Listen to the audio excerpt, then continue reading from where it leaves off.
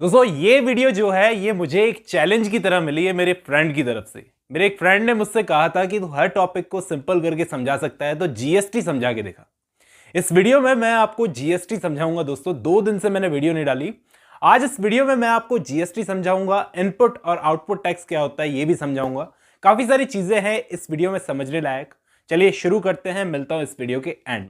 दोस्तों जीएसटी का मतलब है गुड्स एंड सर्विस टैक्स, यानी किसी भी टाइप की सामान गुड्स या फिर किसी भी टाइप की सेवा यानी सर्विस पर लगने वाला टैक्स जीएसटी टैक्स कहलाता है।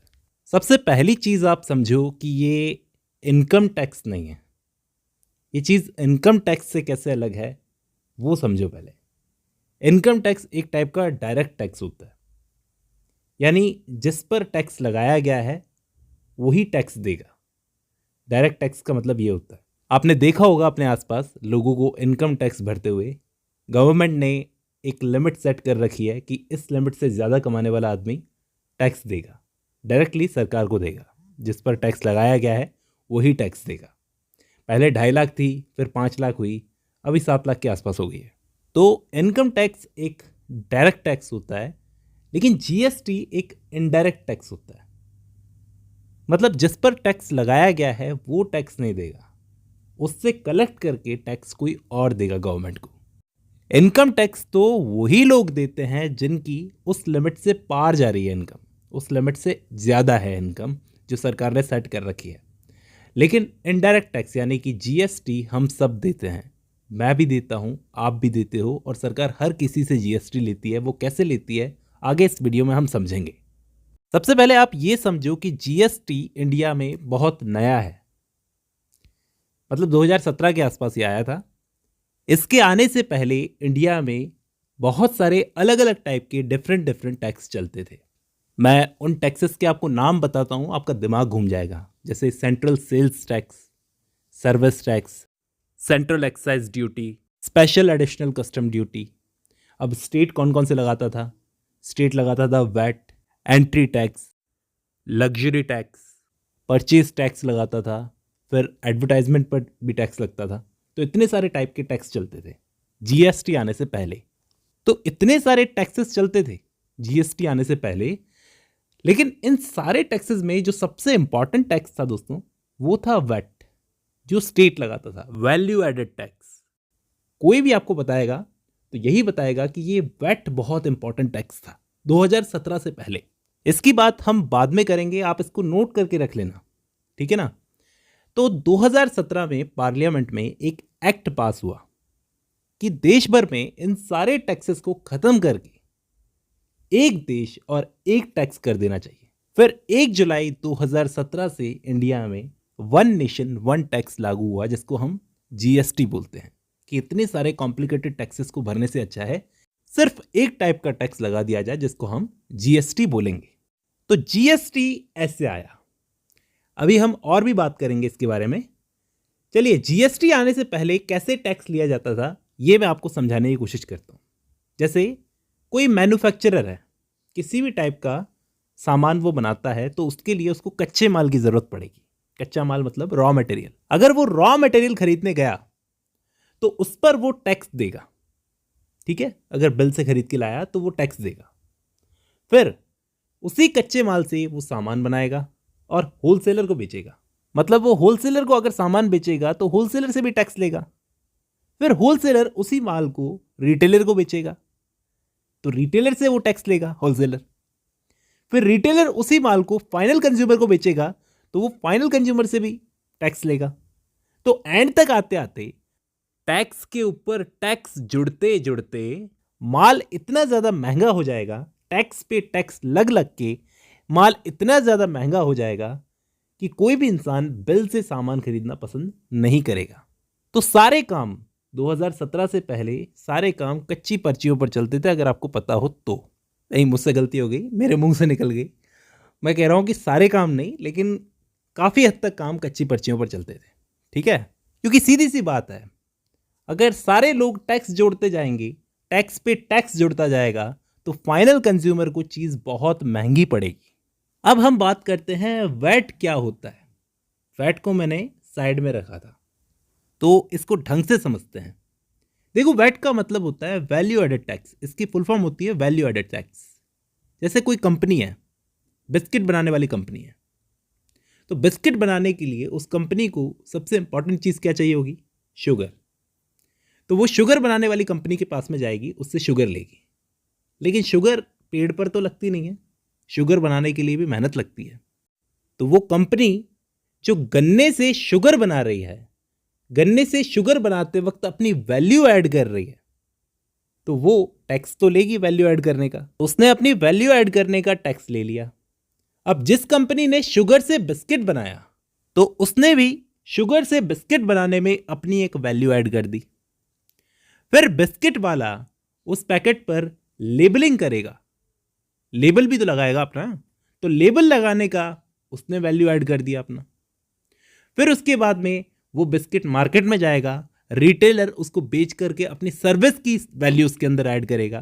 तो जितनी वैल्यू ऐड होती गई उतना ज़्यादा टैक्स जुड़ता गया। उम्मीद कर रहा हूं आपको वैट समझ में आ रहा है, वैल्यू एडेड टैक्स। जहां पर भी वैल्यू ऐड होती जाएगी वहां पर टैक्स जुड़ता जाएगा। अब ये जो वैल्यू एडेड टैक्स था वैट, ये हर स्टेट अपने हिसाब से लगाता था 2017 से पहले। जैसे गुजरात ने अपने तरीके से लगाया, महाराष्ट्र ने अपने तरीके से लगाया, राजस्थान ने अपने तरीके से लगाया, मध्य प्रदेश ने अपने तरीके से लगाया। तो मान लो किसी स्टेट ने अपने यहाँ पर वैट कम कर रखा है, वैल्यू एडेड टैक्स कम कर रखा है, तो कंपनी और व्यापारी हमेशा अपना प्रॉफिट देखते हैं। वो अपना प्रॉफिट देखकर वहीं पर प्लांट डालेंगे, वहीं पर अपना प्लांट डालेंगे जहां पर वैल्यू एडेड टैक्स कम होगा, और खरीदने वाला भी वहीं पर जाएगा अपना माल खरीदने के लिए जहां पर वैल्यू एडेड टैक्स कम होगा। आपने सुना होगा 2017 से पहले, जीएसटी आने से पहले काफ़ी लोग बोलते थे कि चलो अपन लोग कार खरीदनी है ना, तो चल के मुंबई से खरीद के आते हैं, वहाँ पर सस्ती पड़ेगी। तो 20,000 रुपये का अपने को फलाने स्टेट के अंदर फ़ायदा हो जाएगा, वहाँ पर सस्ती मिलेगी तो वहाँ से ले लेते हैं। आपने सुना ही होगा, जीएसटी आने से पहले काफ़ी सारे लोग दूसरे स्टेट्स में जाकर के गाड़ी, कपड़ा, ऐसी चीज़ें खरीद कर लाते थे और यहाँ पर सेल करते थे। तो जैसे मान लो राजस्थान का कपड़े का व्यापारी, राजस्थान में रहने वाला, वो गुजरात या महाराष्ट्र से माल खरीद कर ला रहा है कपड़े का, और राजस्थान में अपने दाम पर बेच रहा है, महंगे में बेच रहा है, जो भी हो। तो इसमें नुकसान किसका है? राजस्थान स्टेट का, क्योंकि इसमें तरक्की किसकी होगी? गुजरात की होगी। कुछ ऐसे स्टेट्स होंगे जहाँ पर वैट बहुत ज़्यादा होगा, तो वो स्टेट्स तरक्की नहीं कर पाएंगे। तरक्की क्यों नहीं कर पाएंगे?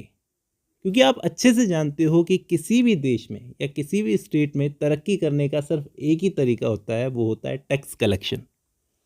कितना इंपॉर्टेंट होता है टैक्स कलेक्शन, आपको पता है? पैसा नहीं होगा तो स्टेट तरक्की नहीं करेगा। अब आप कहोगे कि सर, वहाँ के लोगों से इनकम टैक्स तो हम ले ही रहे ना, चाहे वो कितना भी आकर के बाहर से माल ला करके यहाँ पे व्यापार करें, कितना भी पैसा कमाएं, इनकम टैक्स तो हम ले ही रहे हैं ना। लेकिन दोस्तों, इनकम टैक्स की बात ना ही करो तो बेटर। इनकम टैक्स हम में से कितने लोग भरते हैं आप अच्छे से जानते हो। तो डायरेक्ट टैक्स से सरकार के पास उतना पैसा नहीं आता जितना इनडायरेक्ट टैक्स से आता है, और इनडायरेक्ट टैक्स का मतलब वैट, और वैट से जब पैसा ही नहीं आ रहा तो स्टेट तरक्की कैसे करेगा? ये जो इनडायरेक्ट टैक्स का पैसा है, ये दूसरे स्टेट्स में जाना कुछ स्टेट्स के लिए 2017 से पहले बहुत ही नुकसान की बात थी। इसे बदलना बहुत ज़रूरी था। तो हमारे यहाँ पर क्या है, जीएसटी पहले क्यों नहीं आ सका? क्या इसके बारे में पहले किसी ने सोचा? नहीं, बहुत सोचा, लेकिन यहाँ पर क्यों नहीं आ सका जीएसटी? कारण ये था कि हमारे यहाँ पर फेडरल स्ट्रक्चर है। फेडरल स्ट्रक्चर आप में से काफ़ी सारे पॉलिटी के स्टूडेंट समझते होंगे। फेडरल स्ट्रक्चर वो होता है, किसी भी चीज़ को लागू करने के लिए कॉन्स्टिट्यूशनल अमेंडमेंट की ज़रूरत पड़ती है, यानी संवैधानिक संशोधन हिंदी में ज़रूरत पड़ती है। और संवैधानिक संशोधन इतनी आसानी से नहीं होता। इसमें 50% से ज़्यादा स्टेट्स की मंजूरी चाहिए, और 50% से ज़्यादा स्टेट्स की मंजूरी आए तो आए कैसे? क्योंकि इनमें से वो स्टेट्स भी हैं जो वैट कम करके बहुत पैसा कमा रहे हैं, जैसे कि गुजरात सरकार ने इस बिल को बहुत अपोज किया था दोस्तों। जिस वक्त ये जीएसटी आया था उस टाइम पे बहुत अपोज किया था, क्योंकि अगर ये लागू हो जाता तो गुजरात को सबसे बड़ा लॉस था। लगभग 14,000 करोड़ रुपए सालाना हर साल का लॉस था। गुजरात से दूसरे स्टेट्स में बहुत माल जाता था, आज भी जाता है, लेकिन पहले बहुत माल जाता था तो बहुत प्रॉफिट होता था। तो ऐसा बिल लाने के लिए हमें चाहिए होगी बहुमत की सरकार, जो 2014 में बीजेपी गवर्नमेंट के आने के बाद से ही हुआ, क्योंकि बहुमत के साथ में जब वो पावर में आई तो बहुमत वाली सरकार के लिए बहुत इजी होता है ऐसी चीज़ें करना। लेकिन स्टेट्स ने इतनी आसानी से मंजूरी नहीं दी कि कुछ ऐसी चीज़ें हैं जिनसे हमें अच्छा खासा रेवेन्यू मिलता है, यानी स्टेट्स को, तो उन चीज़ों को आप जीएसटी से बाहर रखो, तभी हम जाकर मंजूरी देंगे कि जीएसटी को हमारे देश में लागू होना चाहिए। और वो चीज़ें क्या थी? पेट्रोलियम यानी कि पेट्रोल, लिकर यानी शराब, और इलेक्ट्रिसिटी यानी कि बिजली। तो इन दो तीन चीज़ों को जीएसटी से बाहर रखो। तो रखा गया भाई, इन 3-4 चीज़ों को बाहर रखा गया इस जीएसटी से। फिर 2-4 अमेंडमेंट करने के बाद में ये बिल राज्यसभा में जो अटका हुआ था वहां से भी पास हो गया। फिर 1 जुलाई 2017 से इंडिया में वन नेशन वन टैक्स लागू हो गया, जिसे हम जीएसटी बोलते हैं। और सारे टैक्सेस खत्म करके सिर्फ एक टैक्स बना दिया गया, वन नेशन वन टैक्स।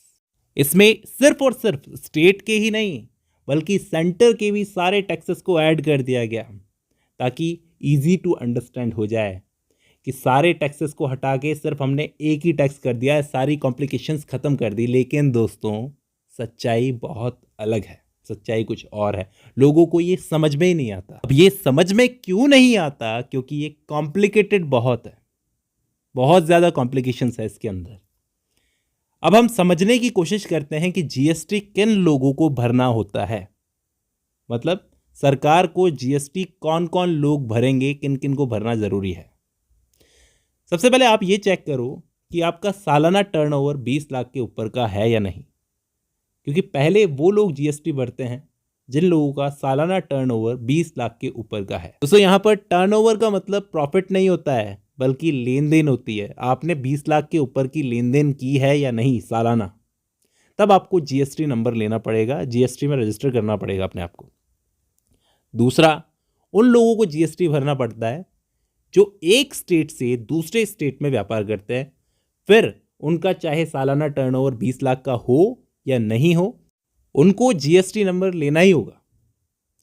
फिर तीसरे वो लोग आते हैं जिनका ऑनलाइन काम है, जैसे मुझे आज फ्लिपकार्ट या अमेज़ॉन के ऊपर सेलर बनना है, मुझे वहाँ पर सेलर बनना है, अपना सामान फ्लिपकार्ट या अमेज़ॉन पर बेचना है, तो उसके लिए पहले मुझे जीएसटी नंबर लेना पड़ेगा।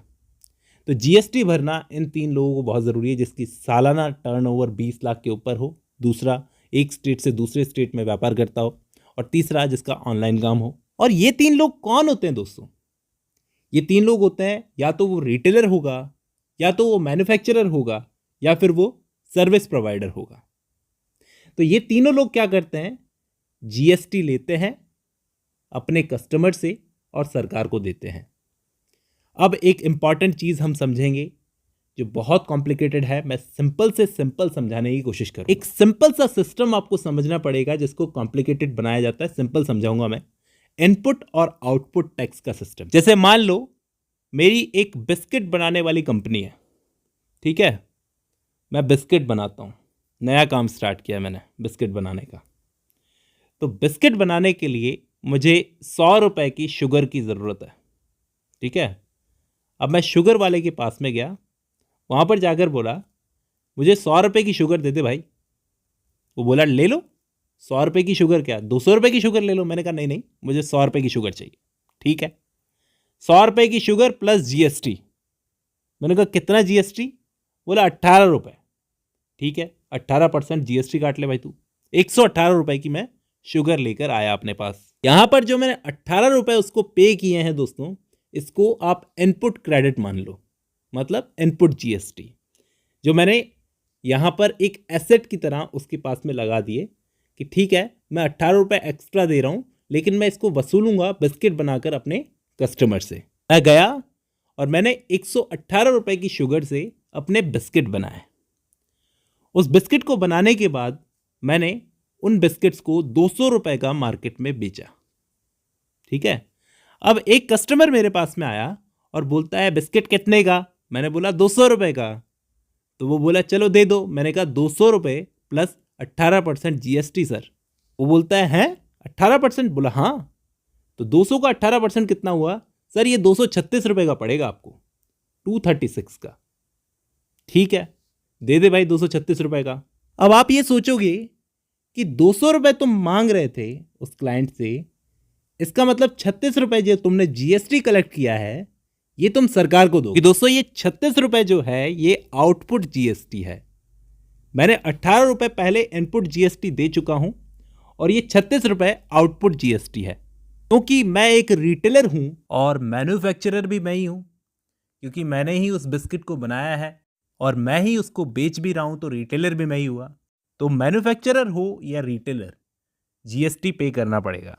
तो मुझे GST पे करना पड़ेगा, लेकिन क्या मैं ये पूरे 36 रुपये सरकार को पे कर दूं? आप कहोगे कि हाँ कर दे, लेकिन जो मैं ऑलरेडी 18 रुपये दे चुका हूं और 36 रुपये ये दूंगा तो मेरे टोटल पैसे कितने पड़ेंगे? 54 रुपये मुझे टैक्स भरना पड़ेगा, क्योंकि 18 रुपये मैं पहले इनपुट GST पे दे चुका हूं। अब 36 रुपये और पे करूंगा, तो मैं क्यों दूंगा 54 रुपये? अगर मैं 54 रुपये टैक्स दूंगा तो मेरे हाथ में क्या बचेगा? इसलिए गवर्नमेंट बोलती है कि भाई एक काम कर, हाइपर मत हो, तू आउटपुट GST में से अपना इनपुट GST माइनस कर ले। यानी 36 रुपये में से अपने पहले दिए हुए 18 रुपये तू माइनस कर ले, रिफंड मान के माइनस कर ले, और बचे हुए 18 रुपये तू सरकार को भर दे। खुश? चल अब हंस के दिखा। दोस्तों इसी को बोलते हैं इनपुट टैक्स क्रेडिट, और सिंपल लैंग्वेज में इसको बोलते हैं ITC। अपना ITC क्लेम करो। आपने सुना होगा कहीं ना कहीं किसी ना किसी के मुंह से कि अपना ITC क्लेम कर सकते हो या नहीं कर सकते हो। वही लोग अपना ITC क्लेम कर सकते हैं जिनके पास में GST नंबर है और जिससे वो सामान ले रहे हैं उसके पास में GST नंबर हो। ये सब मैं आपको आगे समझाऊंगा। ये हुआ इनपुट GST और आउटपुट GST। दोस्तों आपको ये समझ में आना ही चाहिए अगर आप GST पढ़ रहे हो तो। अब दोस्तों ऐसा कहा जाता है ये इनपुट और आउटपुट टैक्स सिस्टम का फायदा जो होगा वो एंड कंज्यूमर को होगा, जो आखिर में चीज़ खरीदता है और यूज़ करता है ना, उसको फ़ायदा होगा। क्योंकि GST से पहले जो वैट वाला टैक्स लगता था ना, वो सिर्फ आउटपुट टैक्स पर काम करता था, आउटपुट टैक्स पर फोकस करता था। यानी उसमें इनपुट वाला सिस्टम नहीं था, टैक्स पर टैक्स जुड़ता था। माइनस वाला सिस्टम तो उसमें था ही नहीं। ये टैक्स के ऊपर टैक्स जोड़ने वाले सिस्टम को बोलते हैं कास्केडिंग इफेक्ट। क्या बोलते हैं? Cascading effect. यानी उस वाले सिस्टम में इनपुट वाले टैक्स को माइनस नहीं किया जाता था। और जहाँ तक GST मुझे समझ में आता है ना, वो एक फाइनल डेस्टिनेशन बेस्ड टैक्स है। यानी सारा का सारा बर्डन जो है वो फाइनल कंज्यूमर, चीज़ खरीदने वाले पर पड़ेगा। अब बनाने वाला मैन्युफैक्चरर हो या बेचने वाला रिटेलर हो, उन सबको अपना पे किया हुआ पैसा GST रिफंड के रूप में वापस मिल जाता है, इनपुट GST के रूप में वापस मिल जाता है। इनपुट GST उनका एसेट होता है। ठीक है, तो सारा का सारा बोझ किस पर पड़ेगा? कस्टमर पर। जैसे मैं एक कस्टमर हूँ, आपको मालूम होगा मेरी एक जिम है। मैं किसी जिम की मशीन बनाने वाले के पास में गया और उसको जाकर बोला कि भैया मुझे चेस्ट प्रेस मशीन चाहिए, कितने की दोगे? क्या रेट है मशीन की? तो वो बोलेगा भैया आप पहले चीज़ देख लो। मैंने चीज़ देखी, मुझे एक्सपीरियंस है तो मैंने देखा, मैंने कहा हाँ यार चीज़ तो अच्छी है, हैवी मेटल यूज़ किया है। मैंने बोला कितने की? तो वो बोलेगा 1 लाख रुपए की है भैया। मैंने मशीन देखी कि मेटल को हाथ लगाया, मैंने कहा हाँ यार चीज़ तो अच्छी है, चीज़ सॉलिड लगाई है इसने, होगी 1 लाख रुपए की कीमत। तो मैं बोला भैया बना दो, मैं अगले मंगलवार को 1 लाख रुपए लेकर आऊँगा और आपसे ये मशीन ले जाऊँगा। लेकिन जब मैं अगले मंगलवार को आया, मुझे बिल बनाकर दिया 1,18,000 रुपये का, जबकि मैं जेब में कितने पैसे लेकर आया हूँ? 1 लाख रुपए। मैंने बोला यार तुम बोले 1 लाख रुपए की मशीन है, फिर ये 18,000 किस बात के ऐड कर रहे हो? तो वो बोला भैया GST भी तो है। आप मुझे ये बताओ, ये बात सुनकर आपको कितना बुरा लगेगा और कितनों को बुरा लगा है अभी तक? काफ़ी लोगों को बुरा लगेगा, क्योंकि आपका सारा बजट ही बिगड़ जाएगा। आप 1 लाख सुनकर गए और आपसे 1,18,000 रुपये लिए जा रहे हैं। आपकी इच्छा ही नहीं करेगी 1,18,000 रुपये की मशीन खरीदने की। दरअसल आपका मन क्या करेगा कि मशीन वाले को साइड में ले जाया जाए और उसको बोला जाए कि मुझे तो 1 लाख रुपए की दे दे, मुझे कोई बिल की ज़रूरत नहीं है, तो बिल मत बना, मुझसे टैक्स मत ले, बिल मत बनाओ और 1 लाख रुपए की मशीन दे दो। तो बोलेगा भैया मैं तो दे देता, लेकिन सिस्टम ही बदल गया है। मैं बिना बिल के अपना इनपुट टैक्स नहीं निकाल पाऊंगा। मैं बोलूं इनपुट टैक्स क्या है भाई? ये मतलब मैंने लोहा लेते वक्त लोहे वाले से जो बिल बनवाया था उस पे मैंने इनपुट टैक्स भरा था। अब वो वापस मुझे तभी मिलेगा जब मैं आपका बिल बनाऊंगा। आपका बिल बनाऊंगा तभी तो मुझे रिफंड मिलेगा। आप ही तो मुझे रिफंड दोगे ना भैया। तो हम मजबूर हैं। 2017 से पहले ये सिस्टम होता था कि हम बिल ना भी बनाते तो चलता था, लेकिन अभी हमारा पैसा जो है वो इनपुट टैक्स के अंदर फंसा हुआ है। अगर वो फंसा हुआ नहीं रहता तो बिल नहीं भी बनाते हम तो चलता था, लेकिन अभी हमें आपका बिल बनाना पड़ेगा। 2017 से पहले हम आपका बिल नहीं बनाते थे, उससे आपको तो फायदा हो जाता था लेकिन सरकार को कुछ नहीं मिलता था। तो दोस्तों, मैंने आपको वीडियो की स्टार्टिंग में ये बताया था कि सरकार की इनकम का सबसे बड़ा सोर्स क्या है? Indirect tax. इनडायरेक्ट टैक्स अगर उसको नहीं मिलेगा तो वो स्टेट घाटे में जाएगा। तो कुल मिलाकर जीएसटी आने से मेरे ऊपर सारा बर्डन आ गया कि मुझे अब एक्स्ट्रा 18,000 रुपये पे करने पड़ेंगे, तभी जाकर ये मशीन मेरे हाथ में आएगी। ठीक है ना? फिर जब मैंने 18,000 रुपये पे कर दिए तो मुझे ये जानने का पूरा हक है कि ये 18,000 रुपये अब कौन कौन लेगा, किस किस के पास में जा रहे हैं। तो दोस्तों, आप अपना बिल देखना, उसके ऊपर आपको CGST और SGST लिखा हुआ दिखेगा। CGST का मतलब यह है कि 18,000 रुपये में से आधा मतलब 9,000 रुपये सेंटर के पास में जाएंगे, सेंट्रल गवर्नमेंट के पास में जाएंगे, और आधा यानी 9,000 रुपये स्टेट गवर्नमेंट के पास में जाएंगे। लेकिन अगर ये स्टेट गवर्नमेंट ना होकर यूनियन टेरिटरी होती, यानी कि केंद्र शासित प्रदेश, तो उसमें जाते 9,000 रुपये। फिर चौथा वाला टाइप जो होता है IGST, ये थोड़ा सा कॉम्प्लिकेटेड है। IGST का मतलब होता है इंटीग्रेटेड GST, यानी एक स्टेट से दूसरे स्टेट में जब सामान जाएगा, यानी कोई चीज़ या सामान बना राजस्थान में और बिकने के लिए यूपी में चला गया, तो कन्फ्यूज़न ये है कि ये जो 9% हम देंगे ये कौन से स्टेट को देंगे? राजस्थान को देंगे या यूपी को देंगे? राजस्थान और उत्तर प्रदेश में लड़ाई हो जाएगी कि हमें दो हमें दो। तो इस झगड़े का निपटारा करने के लिए ऐसा बोलते हैं कि राजस्थान को इस बात का प्रॉफिट मिला कि वहाँ पर सामान बना है, तो वहाँ पर रोजगार मिल गया राजस्थान को, तो ये IGST हम यूपी को देंगे, उत्तर प्रदेश को देंगे, क्योंकि वहाँ पर फाइनल डेस्टिनेशन है, वहीं पर सामान बिका है। तो इसका सबसे बड़ा फ़ायदा ये हुआ कि हर स्टेट अपने हिसाब से टैक्स नहीं लगा सकता, बराबर टैक्स लगेगा, सब जगह बराबर टैक्स लगेगा। वैट वाले सिस्टम ख़त्म हो गए। लेकिन दोस्तों, GST की अपनी काफ़ी सारी प्रॉब्लम्स हैं, जो मैं आपको गिनवाना शुरू करता हूँ। कैसे? जैसे आप बहुत बड़े मैन्युफैक्चरर हो, ठीक है, आप सामान बनाते हो, मान लो आप जिम की बड़ी बड़ी मशीनें बनाते हो, ठीक है, तो आपको अपना इनपुट क्रेडिट क्लेम करने के लिए अपने सप्लायर की GST इनवॉइस की ज़रूरत है। मतलब आपको ये ज़रूरी है कंफर्म करना कि आपका सप्लायर GST रजिस्टर्ड है कि नहीं है, वो GST पे करता है कि नहीं करता है। अगर वो GST पे नहीं करेगा तो आपको अपना इनपुट क्रेडिट नहीं मिलेगा। और मान लो वो सप्लायर, वो लोहा देने वाला इनको, वो छोटा व्यापारी हुआ, ठीक है, उन छोटे मोटे व्यापारियों को सरकार बोलती है कि GST रिटर्न फाइल करो, उसके बाद जाकर आपको इनपुट का पैसा मिलेगा, अपना इनपुट क्रेडिट का पैसा मिलेगा। तो ये सब करने के लिए उस व्यापारी को पहले अकाउंटिंग की नॉलेज लेनी पड़ेगी खुद करने के लिए, और अगर वो ऐसा नहीं कर सकता तो ये काम करने के लिए उसे CA रखना पड़ेगा और CA को फीस देनी पड़ेगी। CA को फीस देने की वजह से नुकसान हो रहा है व्यापारी को, क्योंकि उसको एक्स्ट्रा पैसा पे करना पड़ रहा है CA को उसकी अकाउंटिंग मैनेज करने के लिए। दूसरा नुकसान ये होता है कि एक बड़े मैन्युफैक्चरर को ध्यान रखना पड़ता है, एक पुलिसमैन की तरह, कि उसके सप्लायर ने GST नंबर ले रखा है या नहीं ले रखा है। अगर वो टैक्स पे नहीं करता तो इससे नुकसान मैन्युफैक्चरर को होगा। पहला तो उसे इनपुट क्रेडिट नहीं मिलेगा, और दूसरा उसे अपना और सप्लायर दोनों का टैक्स भरना पड़ेगा, तो उसके ऊपर बर्डन पड़ गया। तो इस तरीके से ऐसा कहा जाता है कि GST को इम्प्लीमेंट करने में कई सारी प्रॉब्लम्स हुई है। उम्मीद करता हूँ इस वीडियो से आपको कहीं ना कहीं GST समझ में आया होगा। कि इस वीडियो में बस इतना ही। अब जब आपने ये वीडियो खत्म कर लिया है तो मैं उम्मीद करता हूँ कुछ % ही सही आपको GST समझ में आया होगा, और मेरे जिस फ्रेंड ने मुझे चैलेंज दिया था उसको 100% समझ में आया होगा। फिलहाल आज की इस वीडियो में बस इतना ही, मिलता हूं नेक्स्ट वीडियो में।